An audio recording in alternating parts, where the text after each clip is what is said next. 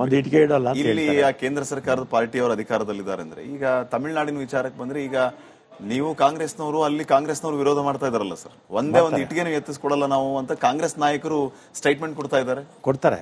ನೀವು ಅವ್ರನ್ನ ವಿಶ್ವಾಸಕ್ಕೆ ತೆಗಿತೀರಾ ಅಥವಾ ಅದಕ್ಕೆ ಅವ್ರಂಗೆ ನೀವು ಸವಾಲ್ ಹಾಕಿ ಮಾಡಿ ಸಿದ್ಧ ಅಂತೀರಾ? ಈಗ ಒಂದು ಕೋರ್ಟ್ಗಿಂತಲೂ ದೊಡ್ಡವರು ಯಾರು ಇಲ್ಲ ಅಲ್ವಾ. ಸುಪ್ರೀಂ ಕೋರ್ಟು 2 ಸಲ ವಜಾ ಮಾಡಿದ್ದಾರೆ ಅಲ್ವಾ.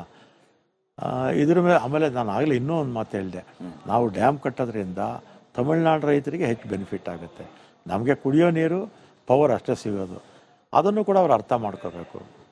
ಆಮೇಲೆ ಅವ್ರಿಗೇನು ಕಾವೇರಿ ಇದು ಅಥಾರಿಟಿ ಇದೆಯಲ್ಲ, ಕಾವೇರಿ ಮ್ಯಾನೇಜ್ಮೆಂಟ್ ಅಥಾರಿಟಿ ಇದೆಯಲ್ಲ, ವಾಟರ್ ಮ್ಯಾನೇಜ್ಮೆಂಟ್ ಅಥಾರಿಟಿ, ಅವರು ನೀರು ಬಿಡೋದು. ನಾವೇನು ನೀರು ಬಿಡೋಕ್ಕೆ ನಮಗೂ ಅಧಿಕಾರ ಇಲ್ಲ. ಮ್ಯಾನೇಜ್ಮೆಂಟ್ ಕಾವೇರಿ ಮ್ಯಾನೇಜ್ಮೆಂಟ್ ಅಥಾರಿಟಿ ಅವರು ನಮ್ಮಲ್ಲಿ ಎಷ್ಟು ಶೇಖರಣೆ ಆಗಿದೆ ಅನ್ನೋದು ನೋಡಿಕೊಂಡು ಅವರು ಮಂತ್ಲಿ ಬಿಡ್ತಾರೆ. ನಮ್ಮಲ್ಲಿ ಜಾಸ್ತಿ ಶೇಖರಣೆ ಇದ್ದರೆ ಬಿಡಿ ಅಂತ ಹೇಳಿರೋರು. ನಾವು ಈಗ ಮೇಕೆದಾಟು ಆದಮೇಲೆ ಡ್ಯಾಮ್ ಕಟ್ಟಿದ್ರೆ ಅವರಿಗೆ ಬೆನಿಫಿಟ್ಟು. ಇಂಥ ಸಮಯದಲ್ಲಿ ಮಳೆ ಬರದೇ ಇದ್ದಾಗ ಅಥವಾ ಬರ ಜಾಸ್ತಿ ಇದ್ದಾಗ ಅವರಿಗೆ ಬೆನಿಫಿಟ್. ಅದನ್ನ ಅರ್ಥ ಮಾಡ್ಕೋಬೇಕು ಅವರು. ಒಂದು ಇಟ್ಕೆ ಇಡಲ್ಲ ಅಂತ ಇಲ್ಲಿ ಕೇಂದ್ರ ಸರ್ಕಾರದ ಪಾರ್ಟಿಯವರು ಅಧಿಕಾರದಲ್ಲಿದ್ದಾರೆ ಅಂದ್ರೆ ಈಗ ತಮಿಳುನಾಡಿನ ವಿಚಾರಕ್ಕೆ ಬಂದ್ರೆ ಈಗ ನೀವು ಕಾಂಗ್ರೆಸ್ನವರು ಅಲ್ಲಿ ಕಾಂಗ್ರೆಸ್ನವರು ವಿರೋಧ ಮಾಡ್ತಾ ಇದಾರಲ್ಲ ಸರ್, ಒಂದೇ ಒಂದು ಇಟ್ಗೆನೂ ಎತ್ತಿಸ್ಕೊಡಲ್ಲ ನಾವು ಅಂತ ಕಾಂಗ್ರೆಸ್ ನಾಯಕರು ಸ್ಟೇಟ್ಮೆಂಟ್ ಕೊಡ್ತಾ ಇದ್ದಾರೆ. ಕೊಡ್ತಾರೆ. ನೀವು ಅವ್ರನ್ನ ವಿಶ್ವಾಸಕ್ಕೆ ತೆಗಿತೀರಾ ಅಥವಾ ಅದಕ್ಕೆ ಅವ್ರಂಗೆ ನೀವು ಸವಾಲ್ ಹಾಕಿ ಮಾಡಿ ಸಿದ್ಧ ಅಂತೀರಾ? ಈಗ ಒಂದು ಕೋರ್ಟ್ಗಿಂತಲೂ ದೊಡ್ಡವರು ಯಾರು ಇಲ್ಲ ಅಲ್ವಾ. ಸುಪ್ರೀಂ ಕೋರ್ಟು 2 ಸಲ ವಜಾ ಮಾಡಿದ್ದಾರೆ ಅಲ್ವಾ.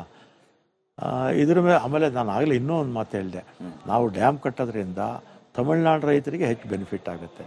ನಮಗೆ ಕುಡಿಯೋ ನೀರು ಪವರ್ ಅಷ್ಟೇ ಸಿಗೋದು, ಅದನ್ನು ಕೂಡ ಅವ್ರು ಅರ್ಥ ಮಾಡ್ಕೋಬೇಕು. ಆಮೇಲೆ ಅವ್ರಿಗೇನು ಕಾವೇರಿ ಇದು ಅಥಾರಿಟಿ ಇದೆಯಲ್ಲ, ಕಾವೇರಿ ಮ್ಯಾನೇಜ್ಮೆಂಟ್ ಅಥಾರಿಟಿ ಇದೆಯಲ್ಲ, ವಾಟರ್ ಮ್ಯಾನೇಜ್ಮೆಂಟ್ ಅಥಾರಿಟಿ, ಅವರು ನೀರು ಬಿಡೋದು. ನಾವೇನು ನೀರು ಬಿಡೋಕ್ಕೆ ನಮಗೂ ಅಧಿಕಾರ ಇಲ್ಲ.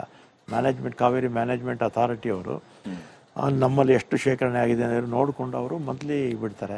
ನಮ್ಮಲ್ಲಿ ಜಾಸ್ತಿ ಶೇಖರಣೆ ಇದ್ದರೆ ಬಿಡಿ ಅಂತ ಹೇಳಿರೋರು. ನಾವು ಈಗ ಮೇಕೆದಾಟು ಆದಮೇಲೆ ಡ್ಯಾಮ್ ಕಟ್ಟಿದ್ರೆ ಅವರಿಗೆ ಬೆನಿಫಿಟ್ಟು. ಇಂಥ ಸಮಯದಲ್ಲಿ ಮಳೆ ಬರದೇ ಇದ್ದಾಗ ಅಥವಾ ಬರ ಜಾಸ್ತಿ ಇದ್ದಾಗ ಅವರಿಗೆ ಬೆನಿಫಿಟ್ಟು. ಅದನ್ನು ಅರ್ಥ ಮಾಡ್ಕೋಬೇಕು ಅವರು.